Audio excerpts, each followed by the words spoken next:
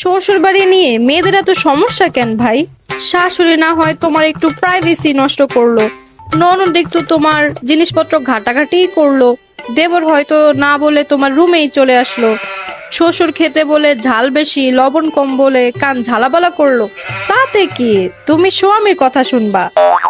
শাশুড়িকে নিজের মা ভাববা, শাশুড়ি প্রাইভেসি নষ্ট করলে বলবা ধুরু আম্মু লাইটটা বন্ধ করে রুম থেকে চলে যান তো।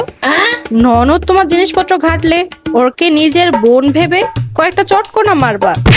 দেবর হুট করে ঘরে ঢুকলে নিজের ভাই ভেবে ঘাড়ের মধ্যে কয়েকটা বাড়ি দিয়ে বলবা যখন তখন আমার ঘরে ঢুকবি না জানোয়ার।